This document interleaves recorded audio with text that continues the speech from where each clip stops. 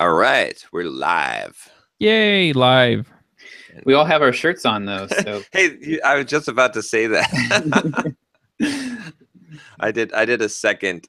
After that first one, I told you guys last week, I did the let's take our shirts off and talk about the shitstorm on my YouTube channel. So I was like, man, I should do like I had like 4,000 views on that video in like a matter of days. Like, it was one of my most popular. So I was like, you know what? And we looked at the keyword traffic, and it was all coming from "let's take our shirts off." So. So I was like, every Thursday maybe I should do a live, Thursday night. Let's take our shirts off and talk about X. And so last night I did let's take our shirts off and talk about what's stopping you from achieving success. And it went pretty well. I got a ton of people that were tipping me, throwing cash. I think got like $60 or $70 in tips. John takes his shirt off for tips. Here we go. You can do like the super chat where they they pay a certain amount of money and then they answer your question.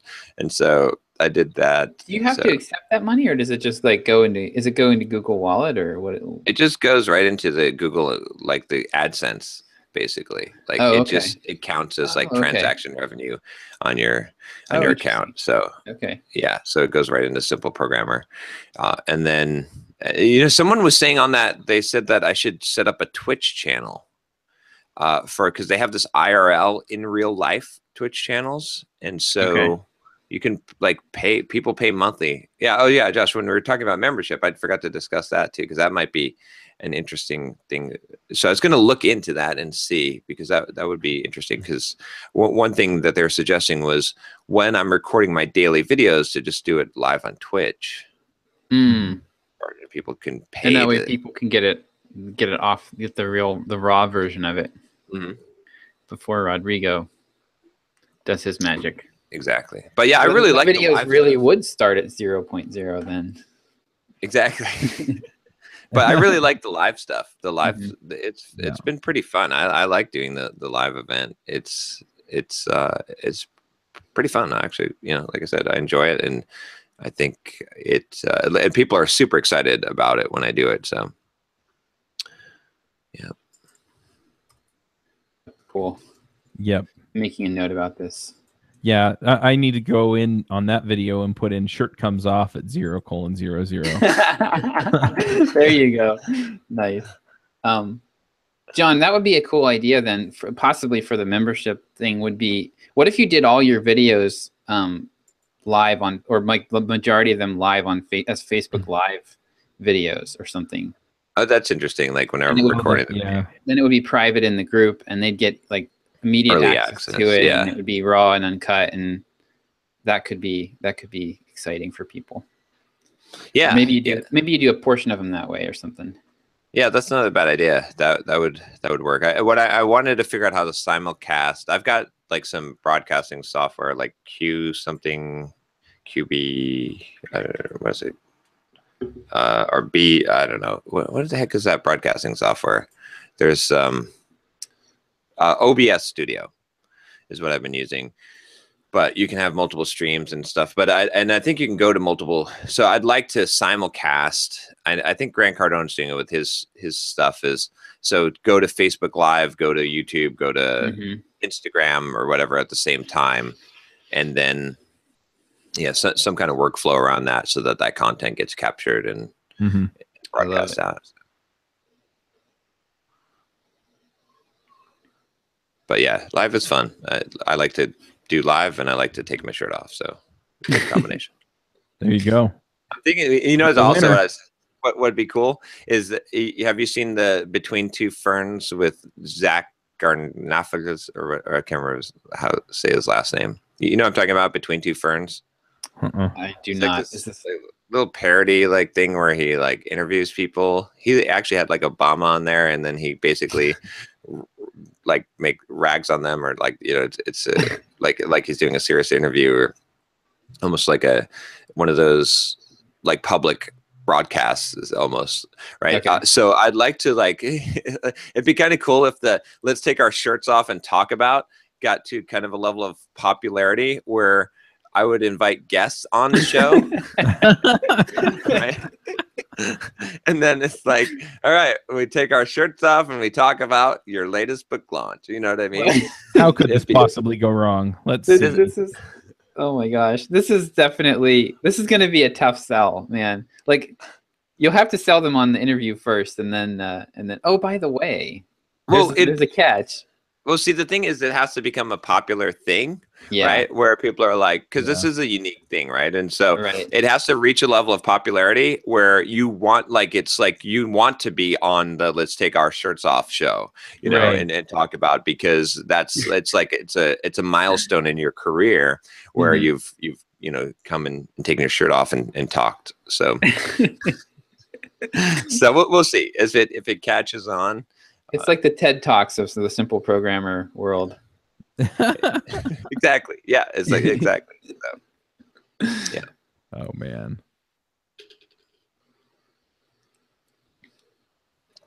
Yeah. So what's up with you guys? What's up, Josh?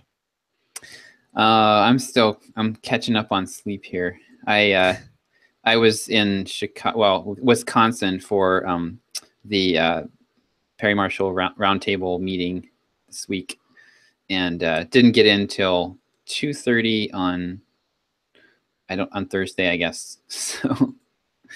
So yeah, still dragging a little bit here, but it ended up being really productive, and I got a lot of clarity coming out of it, and basically got my butt kicked that I need to get in gear and finally launch figure out our membership program, which honestly, like, part of the reason why I realized that I've kind of had this on the to-do list for a long time, but I haven't really pulled the trigger on it yet because I'm just honestly kind of afraid of it.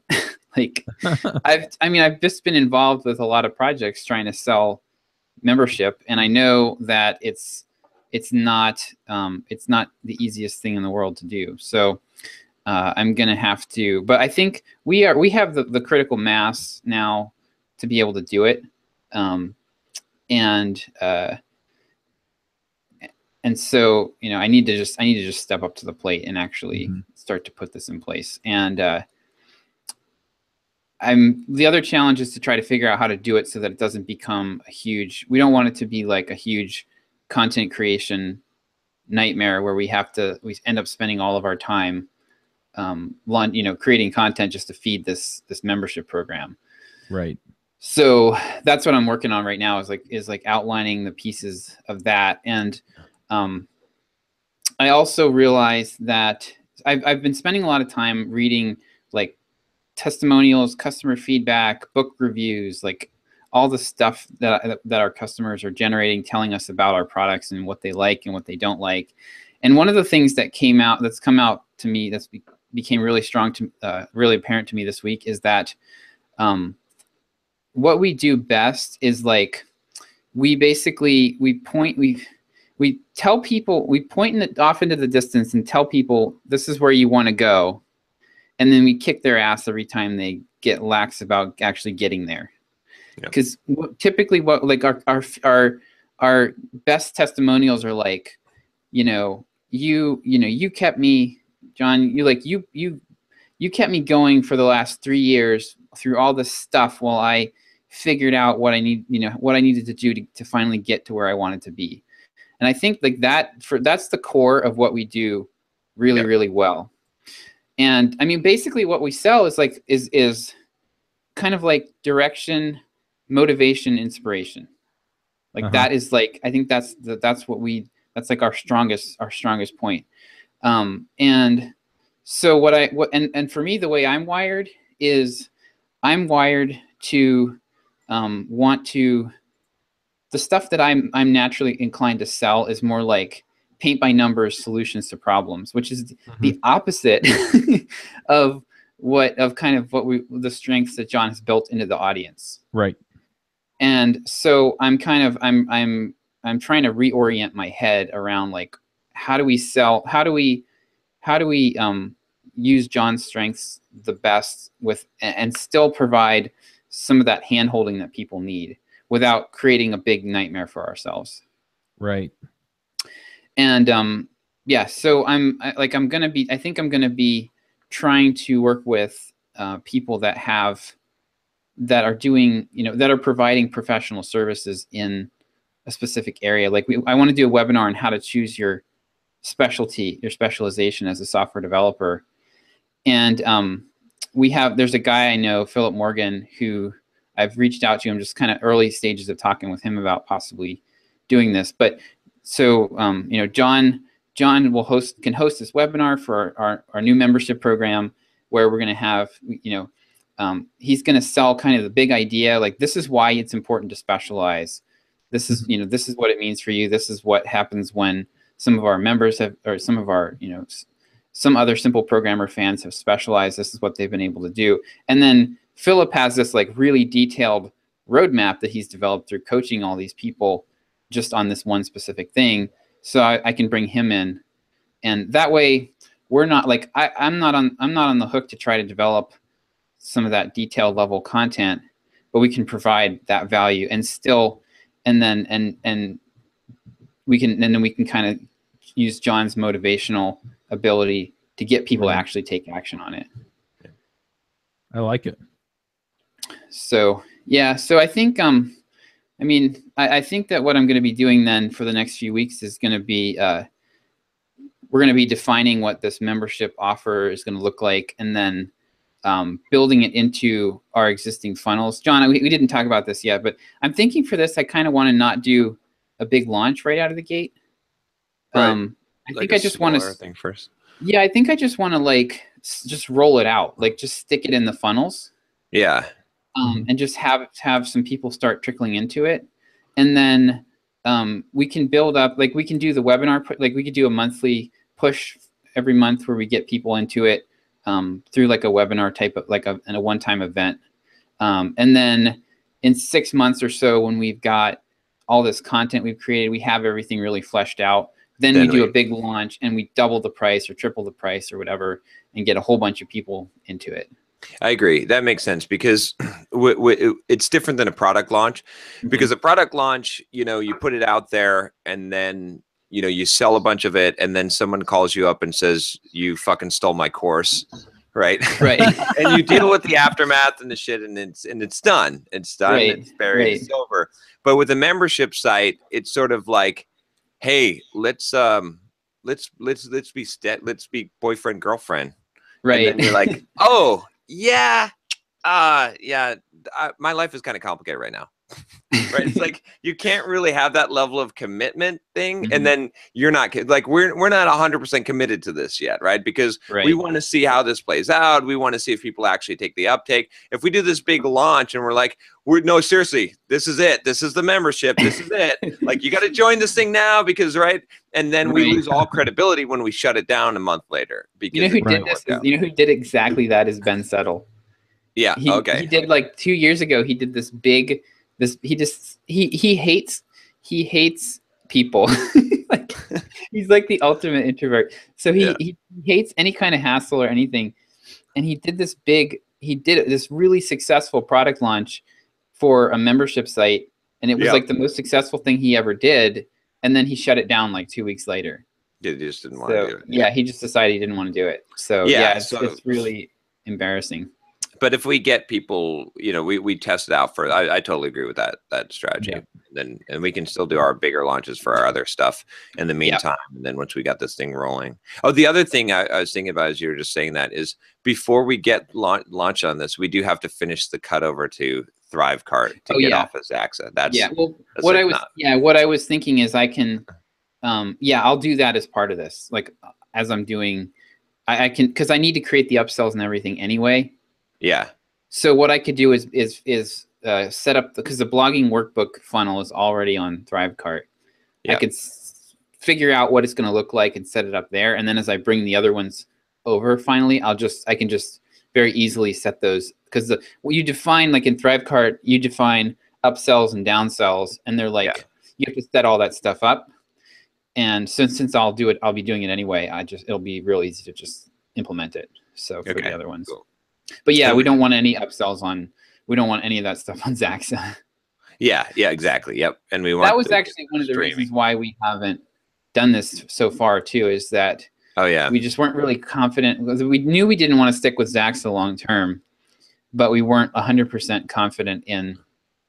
We didn't know what platform we were going to commit to. So now we've got our own membership site. We've got Thrivecart, so we've got the tools in place to actually take advantage of it. Yeah, we also need to get the video. You guys keep talking about Thrivecart, and so I went to sign up, and apparently it's still in beta and invitation only. Oh yeah, it's really easy to get up, I think. Yeah. Well, I put my email address in. I still haven't heard anything. So okay, all right. I think somebody sent us an invitation. Yeah, I think Rob Connor did actually. Yeah. So we can probably figure out how to send an invitation or something, or we could just email them and say. It looks really good, but anyway. But oh yeah, the other thing with that too is we need to get the video streaming working too on the membership site, so that we. Yes. Yeah. Oh my gosh. Yeah, our Amazon bill was almost $900. Ooh! Wow. Yeah. The price of success, right? Yeah. Yep. Yeah. So we need to get basically, because basically, if you have it set up to download, people download it right away, and then they may or may not watch it, but you're paying either way. And probably 80% or 90% of them don't watch it or watch all of it. Right. So we could probably cut our bill down to like $100 a month if we made it all streaming. Mm-hmm. Yeah, exactly. Yeah, that's. So yeah, so we need to do that, and then also it's just better too, just for the user experience, I think, and then also the ability to upsell within the.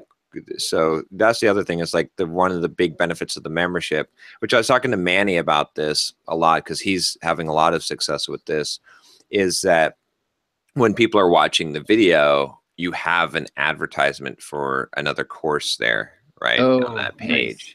Yeah. So you can upgrade, or it's locked and you can unlock that, right? I mean, and you can see, because you can see all the stuff that you own there. And so the more that they're going back, like if they download the course from the membership site, it sort of defeats the purpose of having the membership site, because they don't have to go back. But if every time they want to watch a video, they have to go back in and log in, and you have a chance to sell them something else, right? You're going to have, I think he said he gets a 20% repurchase on his rate on all of his customers. So that's good. I mean, if you like, we're at maybe like 4 or 5%, I think last time we checked, on people that have bought multiple products, or you know, it depends on the product. That's about right. But if we could get something like a 10 or 20%, it's well worth it.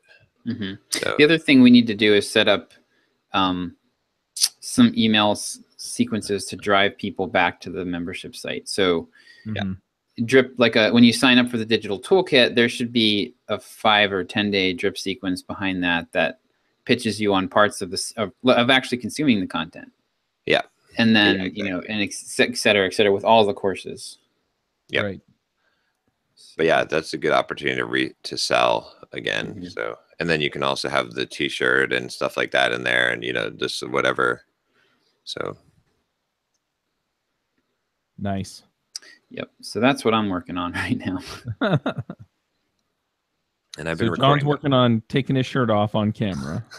Actually, the main thing I've been working on this week is in 4 days, I've recorded 40 chapters of the audio version of my book. Oh, wow. So I'm almost done. It's 60 chapters total. So I'm hoping by maybe like Monday, I'll have the whole thing done. And then we'll be looking for a video or an audio editor to do the audio editing. And then we'll be putting it out on Amazon ACX, and we'll be handing it off to our Dreamscape partners for distribution, and then possibly Skillsoft, I think, because they want to license it too. So, so this will be good. We've got a lot of like big things in the oven. Yeah. Nice. You want to hear John's voice more? Right? Apparently they do. Apparently. I've been really surprised though with like Skillsoft as a sponsor, because Rodrigo's been doing awesome. He's been handing them the videos and like the podcast and grouping that up. But like one of them that he gave them was, I mean, and a lot of them are like this, right? I mean, one of them was I'm a fucking bulldog, right? And I mean, I think they said, oh, that one had too much fuck in it, so we'll have to like.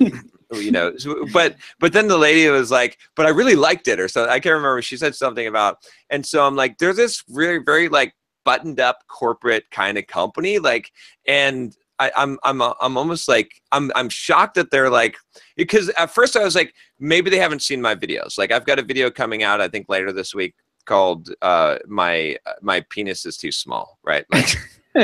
Someone emailed me this, right? And this is the kind of, I mean, you guys know the content that I make, right? So I'm like, I'm thinking like, have they not seen this?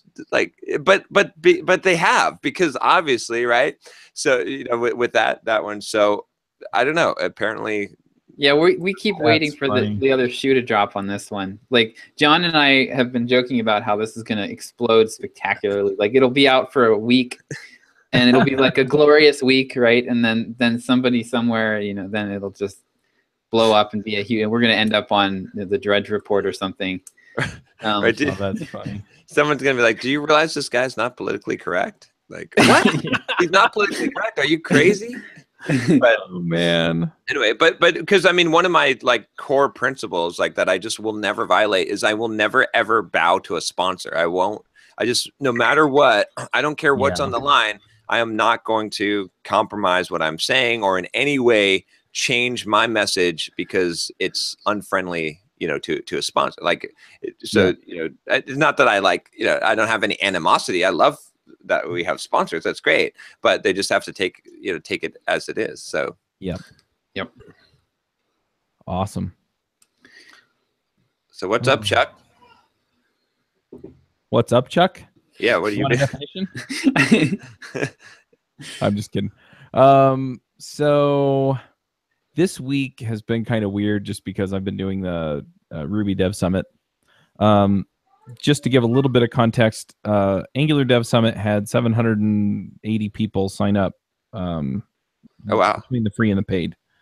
Ruby Dev Summit had 1,514 people. Holy cow. Wow. The paid and the free. And what was the split? So 83 people signed up for paid tickets. Now, I've also got a company that paid for their last 4 tickets with through an invoice. Okay. And then so about 5% ish, or a little bit more than that, maybe. Yeah. That's good. So anyway, it's been fun just to kind of see here, but it's about 5%, I think, signed up for the all access passes. And what I'm figuring out here with a lot of this is that what I need to be doing is I need to actually start promoting it sooner, I think, because I had a lot of people signing up, you know, as they found out about it for the all access passes. Right. So one thing, John and I last week were looking at Grant Cardone and his funnel. And so I signed up for, I think we both signed up for his email list, which he advertises as a tip of the week, and then you get something every day. So that's the way to do it. But one of the things that John forwarded over was when you sign up, this was when you sign up for one of his conferences, he immediately upsells you on last year's videos. Yeah. So it was like I don't know, maybe $200 or something to get all last year's videos. So it was like kind of like, make sure you're prepared for this year by watching all of last year. So that would be something that you could do. Yeah, that's a good idea. Yeah, it's a good one too, because the way that you couch it is, and he did it as, make sure you're prepared. Like, here's what you need to do to prepare for this year. Like, you know, you've got excitement about this year, and it's like, this is what you need to do. This is the first thing you need to do to prepare is, you know, go first book your hotel room and send me more money. Right. And then watch the videos from last year. So I think that's definitely a good way to go. Nice. Especially if I don't know how much of your content is on these things is evergreen, but I imagine a lot of it is pretty. A lot of it is. Almost all of it is. Mm-hmm. I mean, some of it, you know, some of it's about like machine learning and stuff, you know, and things like that, at least for the Ruby conference, but it's still, you know, it's still like basic stuff. So, you know, and Ruby's not changing so much that it won't be relevant next year. Right. So a lot of it's pretty spot on. The other thing is like the Ruby community isn't pushing forward as hard or as fast. And so, yeah, just about anything you would cover in Ruby, unless you're talking about Rails. Rails releases a new version every year or so. You know, so that could get outdated, but just about everything else. And most of that stuff, even the Rails stuff, was, you know, here's how we're doing this in Rails. And, you know, it's essentially, you know, you're plugging something up into Rails and it would work fine with future versions. 90% of it will still be relevant in 3 years. Yeah. Yep. So I'm pretty happy with that. What's funny is that the two big speakers are on Monday. And so I could conceivably see people still signing up. Nice. Oh, I see. Yep. Yep. So anyway, but yeah. And then about 20 of the recurring or the all access passes were the speakers. So probably 70 people bought tickets, like paid for tickets. Okay. So yeah, so I'm pretty happy with it. Like, you know, like we said, you know, and 70 people out of 1,500 is, yeah, I think that's about 5%. The big thing too is I think for you is to take, because you've got, you know, you said you had what, 1,500 people sign up for the Ruby one? And you said 70, 80 people bought passes? Yeah. So you've got that other, you know, the 1,400 that didn't. Next year, like these are the people that you target really hard with buying the all access pass next year, right? Because they've already signed up, they already have interest, you know this, so you can make it valuable to them. They've already seen the value of it. And so you just have to figure out what is it that makes someone say, hey, I signed up for the free one last year, but it's totally worth it for me to sign up for the paid one this year. So what's the gap that, you know, what makes them cross that chasm? That's the question. But if you can figure that out, that's the perfect audience to sell to. And then you can just keep on rolling that up. You know what I mean? And then you've got this system where then it makes a lot of sense getting all these people in free, because then you know that you're going to monetize them next year, hopefully. So yeah. Well, the other thing is that, first of all, if I have lead time, and I'm just bringing this up because I mentioned it before, if I have the lead time, then, you know, I can get people to share it. The other thing is now I have a list of 1,500 people next year, so that when I announce, you know, a few weeks or a few months ahead, I can say, hey, you know, go make sure you have a ticket, and then go make sure that all of your friends have a ticket, because remember, it's free. Yeah. And, you know, and then I can market to them for their friends for a few months and see if I can get their friends on board. And so it all kind of compounds. I think this year I'm set up pretty nicely to pull the trigger on next year. The other thing is that I'm going to be doing, I think, a React one in like the probably beginning to middle of February, and a JavaScript one in March or April. Yeah. And the React one, the Angular list, you know, some of those folks are going to be interested in React, most won't, but they should be pretty interested in the JavaScript one. And I can also promote the JavaScript conference after the React conference. So again, you know, I can kind of use this to kind of pile on. And so by the time it's all done, I can say, hey, look, you signed up for a remote or a dev summit.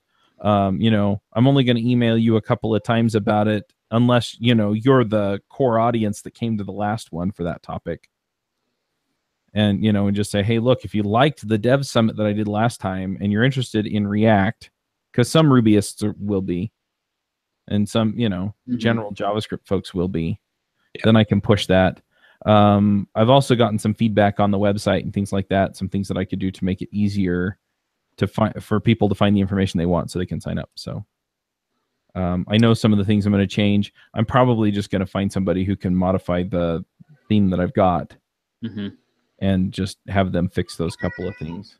So, you know, you might experiment with too, like for the biggest ones, because you've kind of got like this little hatching ground here. And so if you know, like for a big one, I mean, Ruby seems like it might be, maybe you actually do a real in-person live conference for the Ruby one, because you've got enough people, you know what I mean? You've got enough momentum, but it's a good way to experience. Like a lot of people set up conferences and they don't know that they're actually going to be able to sell enough tickets or that's going to be worth it. Yeah. Right. But you've got sort of a hatching ground here where you can sort of test it out and you know which ones might make sense to do a live thing or.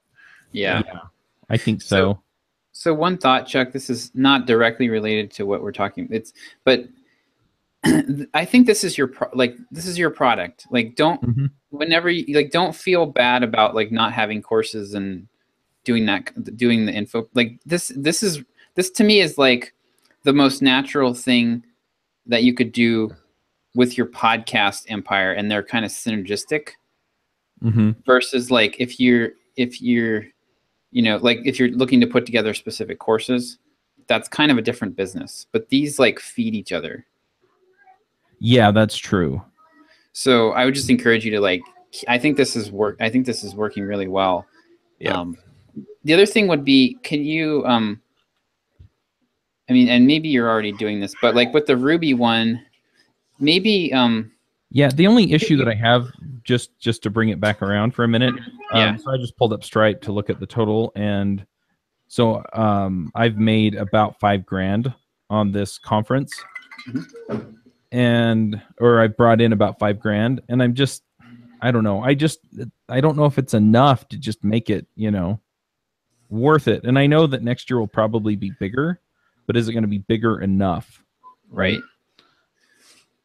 I think there's a lot you can do with that you're not yet doing with that to make it like, you know, how you're using previous year's videos.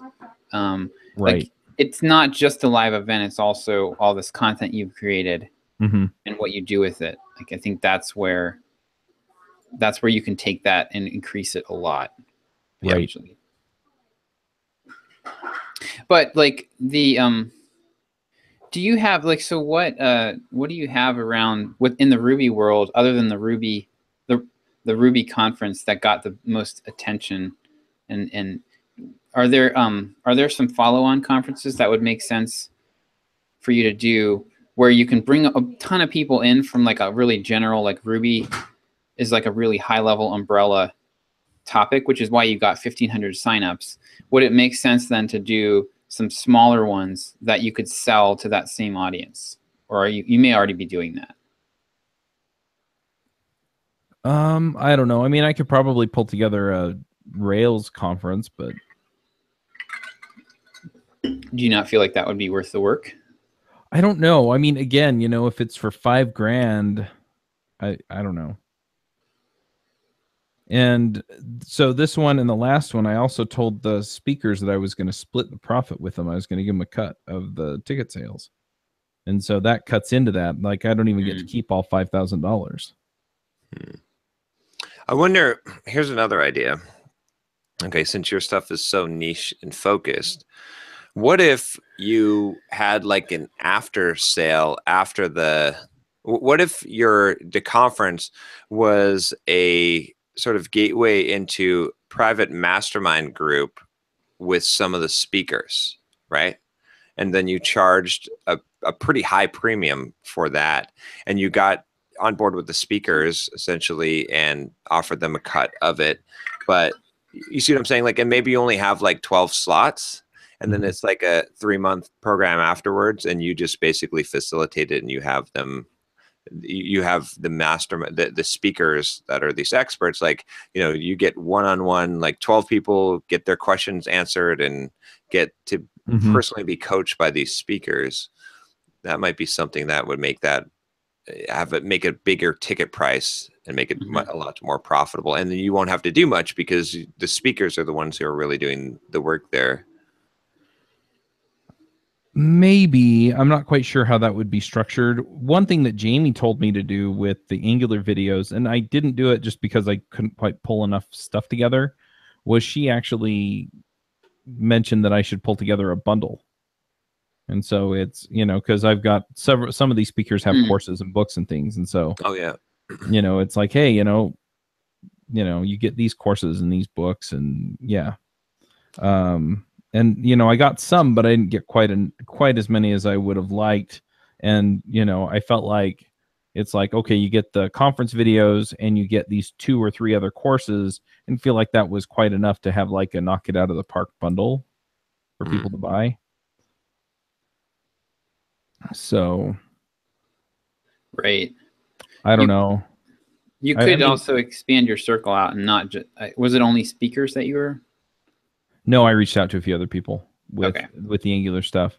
And, you know, I mean, if we're, you know, if we're having an honest conversation here, you know, there are probably other people that I could reach out to that have general programming stuff that I could sell. I mean, you know, I could talk to you guys maybe about, you know, putting in your ebook or something, or I don't know, coupon code for that, or one of your other products or things like that. But I kind of got stuck the last week or two, just, you know, kind of heads down working on this project and the podcast sponsorship thing. So, do you sell the videos afterwards? They're up and available for sale afterwards. Yeah. But they're, you know, I raised the price a couple of times. So by the end of the conference, they're pretty expensive. You mean a hell of a value? Yeah, that's what I mean. It's a better value if you buy it before the conference. Yeah. Right. So. What is the pricing? How does the pricing go? So the way that I've done the last one and this one is that before the conference, it's $97. Okay. For the all access pass. And then once the conference starts, it goes to $197. And people still seem pretty willing to buy it at $197. Mm-hmm. And then about halfway through the conference, or, you know, toward the end of the conference, I raise it again to $497, and nobody buys it for $497. Right. And I think I have a price anchoring issue there. If I wanted them to buy it at $497, I just think they're looking at it and going, "Oh, well, I could have gotten it for $97. It's not worth." You need to have like a buy every conference I've ever done option that's like $47,000. You know, that might be interesting to do, right? Because I do have the videos for the newbie remote conf that I did in the summer. Yeah. I did a JavaScript conference earlier this year. And so I could pull together the whole bundle and just say, hey, look, do you want the whole thing? Well, the only problem with that is that's too much content. Like no one can consume like that. I mean, most people don't consume content that they buy, but it's like, you know, you don't want to make that obvious up front. Yeah, like, exactly. Trust me, dude, you're never going to watch all this. It might be better. Well, okay. So here's one thing about the price anchoring. When you sell the all access pass for $97, are you using the $497 price to sell the $97? Because if not, forget the $497 price. Like the only reason to have the $497 price is so that you can say on this date, it goes to $497, baby. And that's what I do. That will sell you $97 passes, and it'll sell you $197. But if you don't have that, there's no reason at all to make the $497 price. If you either go two ways with this. Either you make the $497 the hard, I'm changing the price at $497, and when you sell the $97 and the $197, your sales pitch is your entire sales strategy is it goes to $497 on this date, so you better get it now. Yeah. Or your other second possible strategy is to drop the $497 and actually discount it after the thing, because these people haven't bought. It's no longer live. Now you can get it. You can get the recordings for a cheaper price. So I would go one of those two ways. Yeah. Yeah, I think that's true. I think like the value goes down after the conference because the all access, like the value. I mean, Grant Cardone is a good example, right? He's selling. John, did you buy a seat? You paid like couple $1,000, right? No, I paid $500, okay, but for an $8,000 seat. But yeah, right. And then this is his sales. Then he offered the videos from last year for $197. Right. Okay. So the value, yeah, because like the value of the event is that it's an event, and after the event, then you lose out on the benefits of it being live. So the price should be right. If you want to actually make sales, the price should be lower. But you might consider going. Maybe your pricing is early bird $47, $49, whatever. Then it goes to $99. Then it goes to $199 because you're making sales at $199, right? Right. And the $199 should be like the last couple days before the event, because then you still got the, hey, by the way, this is happening. Right. You got that sledgehammer of like, this is going to happen. This event is the train's leaving the station. And then after that, you can sell them separately for a lower price. Okay, that makes sense. And actually make some sales with it. And you might want to set it up. So I don't know, John, maybe you can chime in on this, but you might want to set it up so that it's not immediately obvious from your site that you can still get those videos. So you basically sell it through email, and like maybe you change the sales page to like basically sold out, right? Right. I don't know. You could play with that because you might make a few sales if you just have it up and like people can click buy now. But I don't know. If you can say, hey, this isn't really available on the site, but for right now, I would let you have this. It gives you periodically give people a chance to buy it versus just having it out there. Right. That makes sense. Yeah, I agree with that. But I mean, this is the other thing too. I think, Chuck, like you said, I mean, this is something that like you're going to continue to grow this. You're going to grow the conferences. They'll be bigger every year. So I think this is, even if you're not making a lot of cash now, this is about the long term. And it's also synergistic, because the more conferences that you have, the more you can cross promote them, the more that this becomes the bigger thing. Like if you become the dominant player in this space, which you should be able to do because you have more conferences than anyone else, or you will online, then you're going to make the money in the space. Your focus really should be on becoming the dominant player, and then having the good strategy for making the money off of it. The other thing too that I think that you've got to figure out something. I mean, obviously, like, how do you make money from these conferences? You make them from the ticket sales, or if it's a free conference, not necessarily but maybe an upgraded ticket sale, from the video replays, which is like the all access pass, if I understand correctly. You make money from workshops. That's how live conferences make money. So workshops with the speaker, where you split so you have like a day before or a day after where you have workshops that people pay for, and then the speakers make money and you make money off of that. And then you make money from sponsorships. So you've just got to make sure that you've got as many of the pieces, and maybe there's other ways that maybe you have affiliate deals as well as you make money. But once you've got all of, you're maximizing that, then it's just, however big the audience grows, that's how big your profits grow on it. So yeah, I just think it's just a matter of time and just continuing to do this, and just figuring out, like, keep on adding the revenue streams to it, and figuring out how to tweak it. Like we said, like, I mean, right there's a huge opportunity. If you just make the one change with the all access pass and change the way that you're marketing that, I think that will make a huge difference. Right.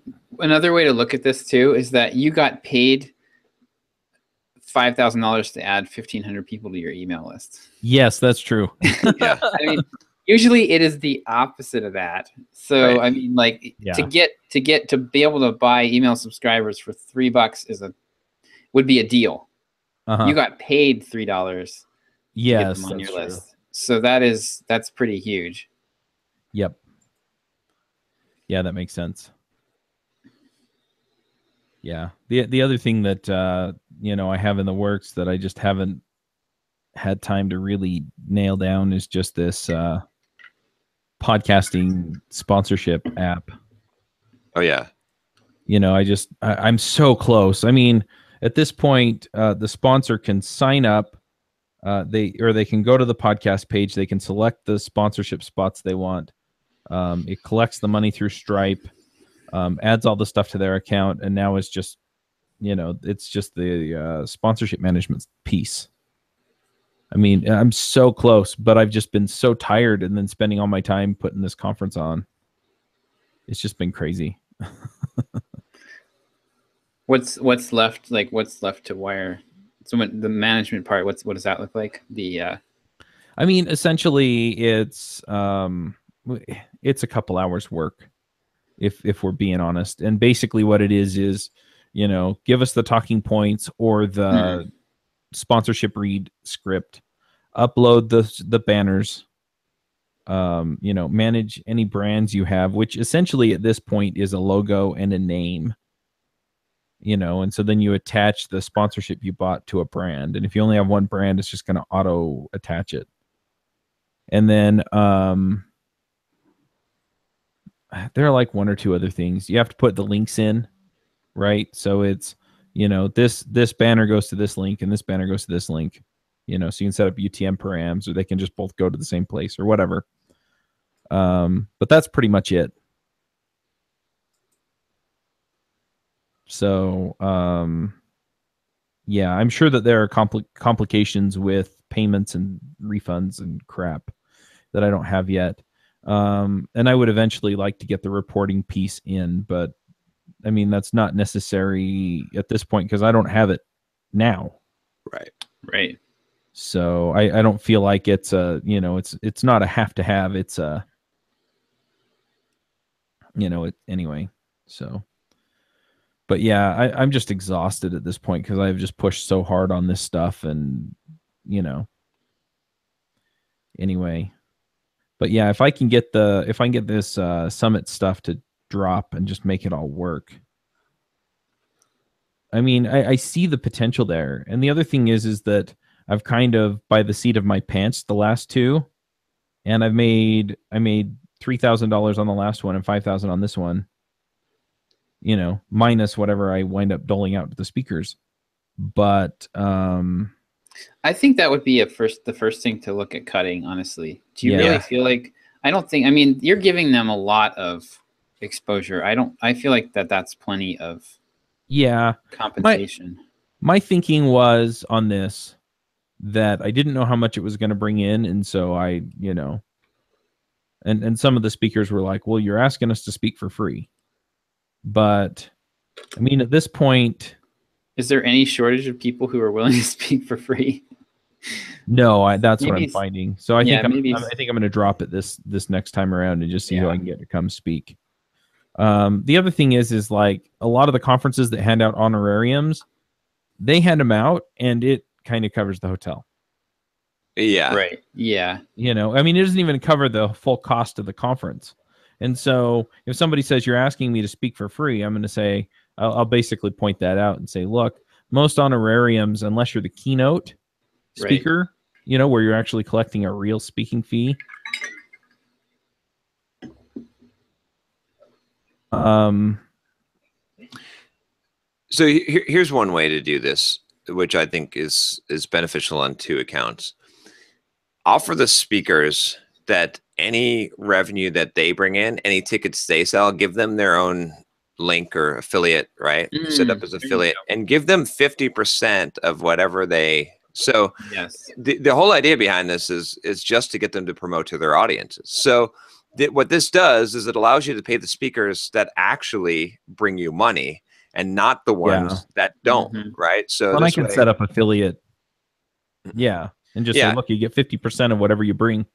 And then this also makes them promote their appearance, whereas I think a lot of speakers probably don't promote their appearance, and then if their promotion is worthless, they don't get it. Doesn't matter, right? So, and if it is worth something, then then they get a cut on it. So I would do something like that. That sounds merit-based and elitist, John. That's why we like John. Wait a minute, you forgot my last part of this, Josh. I wasn't done yet. So after it's all done, then you take all the money from all the speakers, okay, and then you find out which speakers, you ask them all what their salaries are, and whoever is making the least amount of money, that's who gets all of the money. There you go. No, that's who gets a kick in the rear end. You get a better job, dude. Oh, I don't want to be sexist or do that. But yeah, no, I like it. I like that a lot.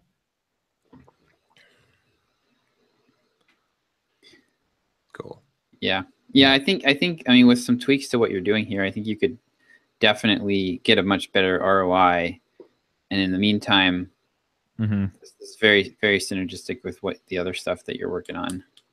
And it's something that you can sell to sponsors, like John said. So it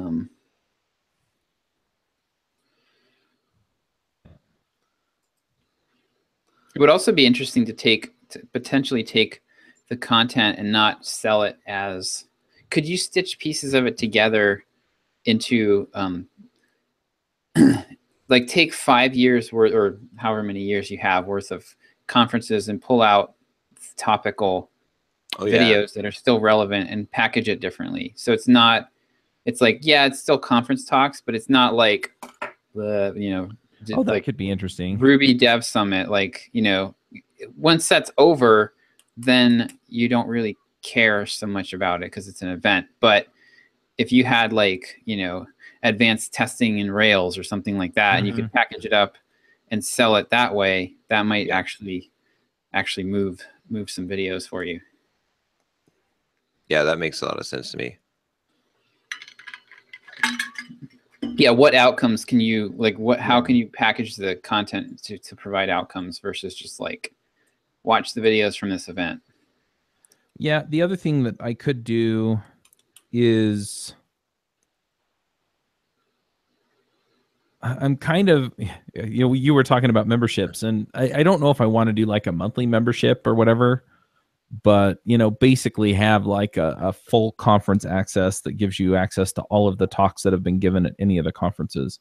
Hadn't you tried that, or is it no, I never did. Okay. Yeah, I mean, I think that would make sense. It would probably be more of a corporate sale. Yeah, probably. In a lot of cases. Well, MemberPress has a corporate plugin. And the other thing is I can just sell the membership, and you might as well stick it out there, because you might only sell a few of them, but I bet you if you had it out there, you'd sell a few. Yeah, the other thing that's interesting about it is that I'm just trying to think through it. I mean, I don't do one of these every month, and so if I had some kind of monthly fee, I don't know. I keep thinking too, though, that you talked about the workshops, and I'm thinking about that too, and just trying to figure out if there's a way to, so that if you have the subscription, then some of that subscription money goes to paying for people to come to a workshop, right? So it's hey, look, I'll pay you, couple $1,000 to come for 3 or 4 hours and do a workshop on whatever. And, and yeah, so it cuts into my money for that month or whatever. But, the flip side of it is that I get a stronger and stronger offering. And then I can also sell just one-off access to the workshop. In fact, that's essentially what Front End Masters does anyway. How so? Like they're selling? So they do workshops. They do in-person workshops, which I could also set up, I guess. But you can actually, a certain number of people on their list get access to the live stream. Okay. And then they record the videos, and they, you pay for a membership that gets you access to those videos. And this wouldn't be all that different. The difference would be that this one is, it's all online. It's 100% online. So the workshop doesn't have anybody in person. Yeah. I mean, you could consider having like some kind of one, like basically, I would probably do this annually. like make it a once a year payment versus monthly. Yeah. But yeah, you get access to all the conferences, and you get access to all the previous conferences. You just have to price it so that figure out what your customer value is, and then price it higher. So if they buy it once, you're making money. Yeah. Don't want to price it so that you're losing money if they buy it. Yeah, I don't know if I have a good way to figure that out.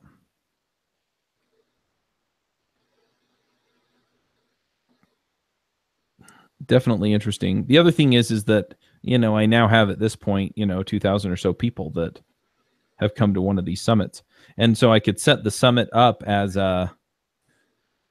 essentially a lead magnet for a lot of this stuff, right? It's come to the live event, and then, you know what, all these videos, if you bought an all access pass, here's a coupon, right? You get that as credit toward your membership if you want it. And those are kind of the prime people to sell to because they're already willing to plunk down money. Right. And then everybody else is like, it's like, hey, if you missed any of the talks, and you're thinking about, gee, I wish I'd bought that all access pass. Well, get it for all of this stuff. And then, you can see all the talks on everything. Yeah. Yeah, I think that's a good idea. I like that. You could actually even heavily discount it to those people if they don't take you up on the offer too. Yeah. Because then you can offer them a huge amount of value for a small price. Mm-hmm. Yeah. I don't know. Stuff to think about.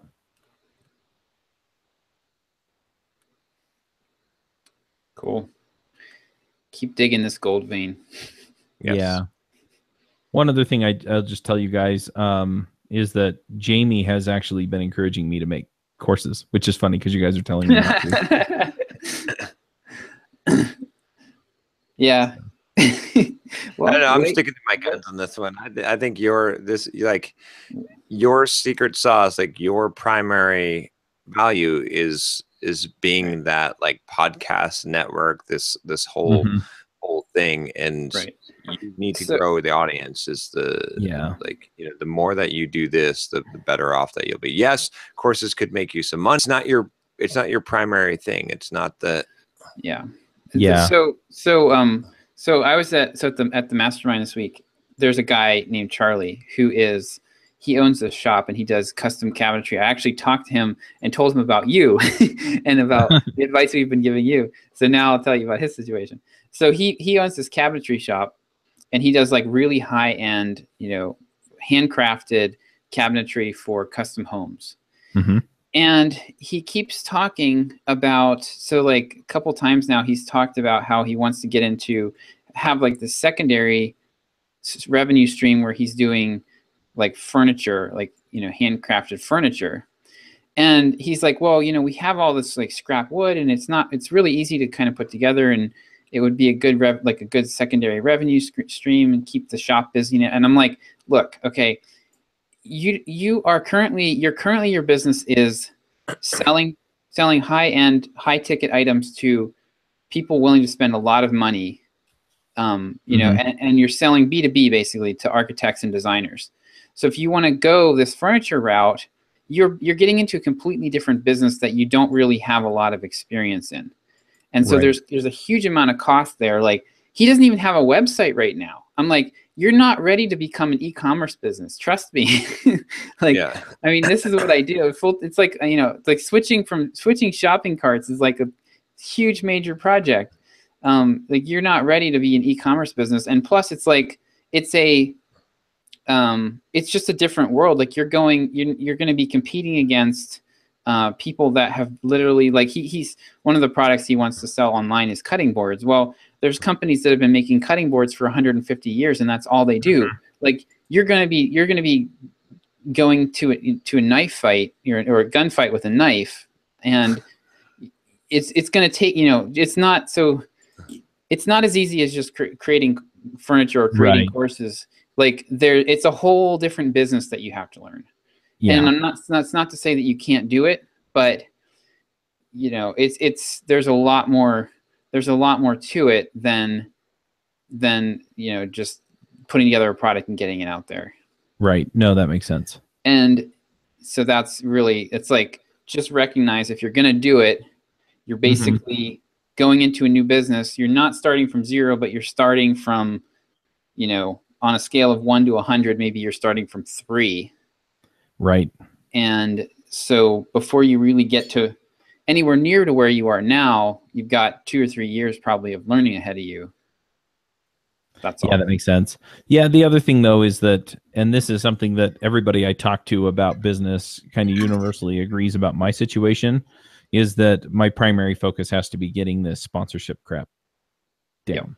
Yep. And so, you know, this is the, oh, okay, so, you know, when I get downtime from writing code, you know, I can't look at Emacs Crossways anymore.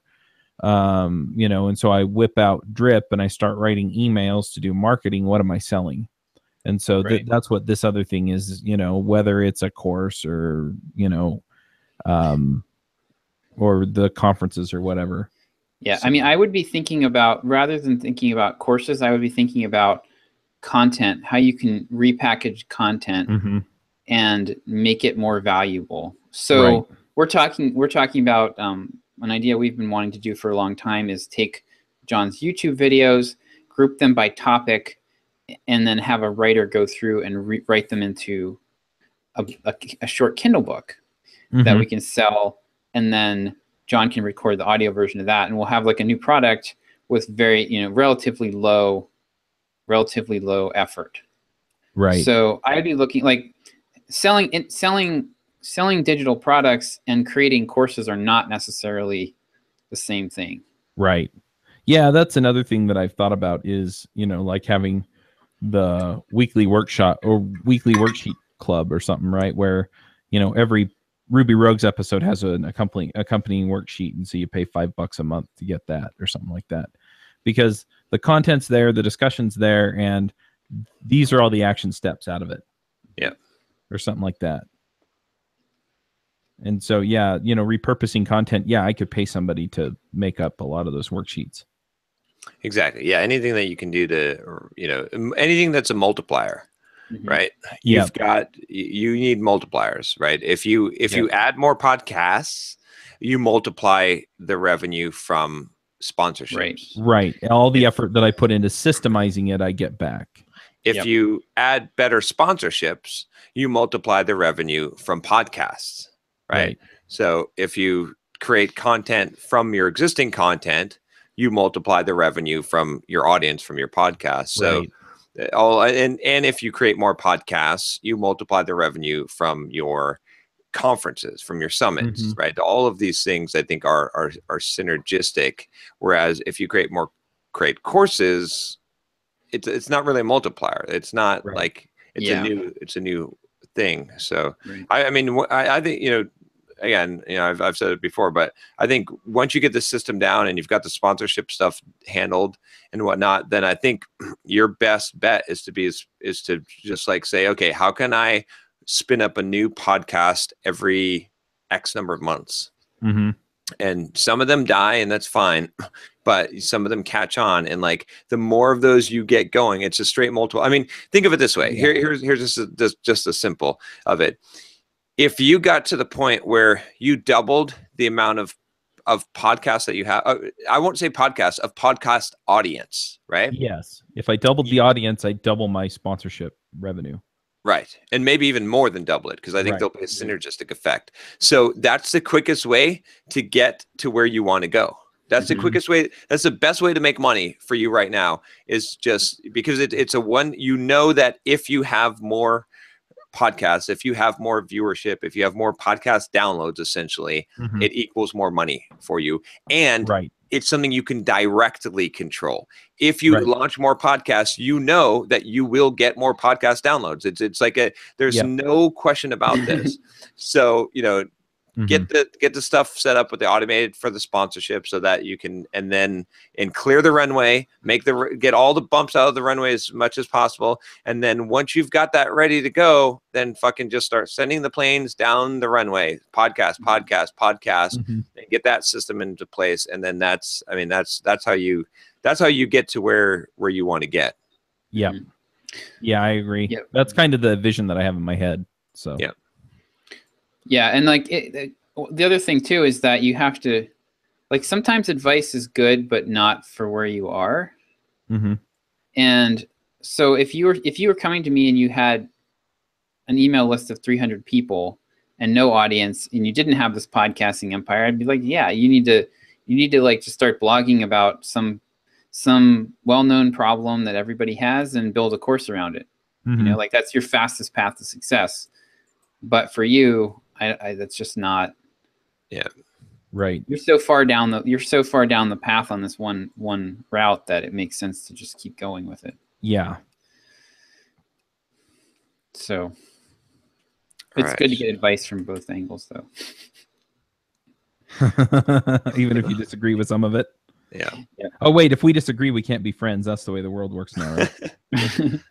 No, if we disagree, you're fucking wrong and you're a bad person. Oh, that's right. And I may call you Hitler. Yes, you're not human anymore. So, oh man. All right, should we do our thoughts for the week? Yeah, I think that's a good idea.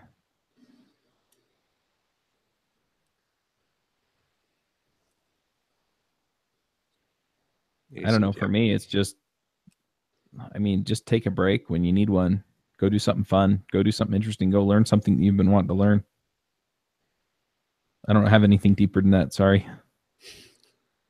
I got a reoccurring question that's been coming up to me that people have been asking me that I thought so people have been asking recently, how are you not afraid of failure? How do you avoid the fear of failure? How do you overcome the fear of failure? And for me, the answer is, well, I'll give you an example. So I just enrolled I'm doing Muay Thai kickboxing class. Right? Oh, nice. And it was either that or yoga. I went with the Muay Thai. So I've done a lot of. Got it. I've done a lot of like karate and Okinawa Kempo and Taekwondo in the past. And Muay Thai kickboxing is a lot different, right? I mean, you don't have a horse stance, like you square up. It's boxing, right? It's you kick differently. Everything is different. And so a lot of those skills are not transferable, not directly transferable, right? So it's like I don't know how to really throw a kick or even the proper punch, in this. But here's what I know, right? So I'm not worried about that shit at all. I'm not even concerned to the slightest bit because I know that if I show up 3 times a week and I do my best every single time that I show up, in a year I'll be fucking good. Like there's just no question that I'll be good, right? And so I realized that like a lot of my life is basically like that. Like I think that if you fear failure, it's like you just want people who fear failure want the outcome. And again, it comes back to that whole trusting the process. They don't trust the process. They want the thing. And so it's like, a couple examples of this. Like I don't want to just have the perfect physique. I want to have earned the perfect. I want to be capable of producing the physique. I don't want to have $1 million dropped into my lap. I want to be capable of creating $1 million. I don't want to, whatever it is, I don't want the thing. I want I want the ability to be able to do that, right? I don't want a one-time success. I don't want, to get lucky. I guess that's what I'm saying. As I want to have the ability to become the person who has that ability. And so thinking in those terms, I don't fear failure because failure is like part of that process. Like failure tells me, it's a feedback mechanism that tells me that I'm not quite there developmentally yet, right?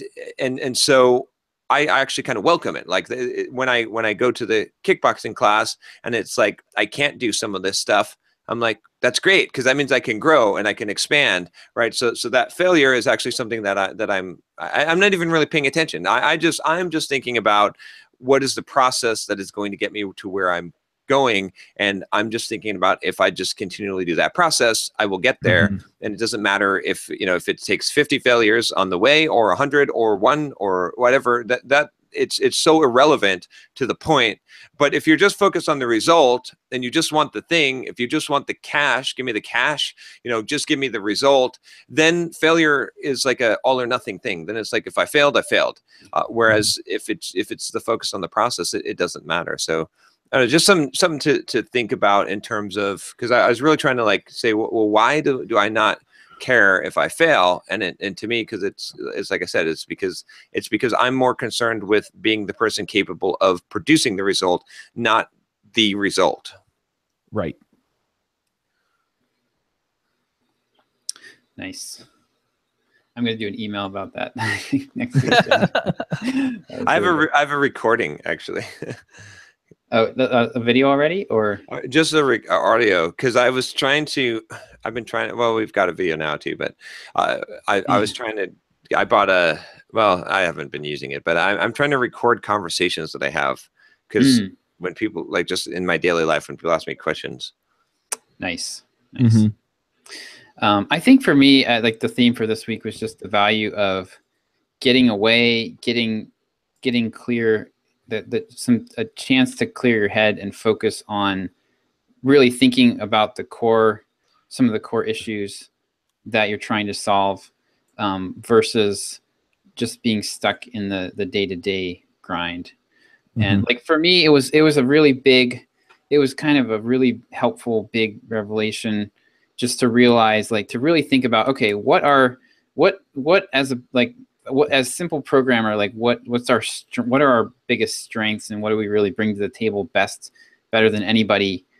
And, you know, and then how can I supplement that? How can I lean into that while also supplementing to supply some of the other stuff that our audience still wants, but allows us to focus on our real strengths. So sometimes, yeah, like and for me, traveling is really, I need to travel to do that. Like if I try to do it at home, it's too easy to just get pulled right into my normal routine. Traveling like completely screws with my routine in a bad, you know, can be a bad thing, but it also helps to get me out of the routine, and lets me think in a different way. Cool. All right. Well, that's a wrap, guys. See ya next week. All righty. All right. Bye. Take care.